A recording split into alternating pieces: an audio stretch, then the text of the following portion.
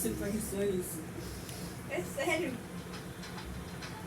Já viu a nova música? O objetivo do protesto era por justiça. E ela ia fazer esse protesto em frente ao prédio do YouTube em São Paulo. Você vê de novo, o protesto só tinha eu. Na imagem aparece força polícia. Até quando eu não gravo, eu protesto que está lá, mas eu não encontro informações.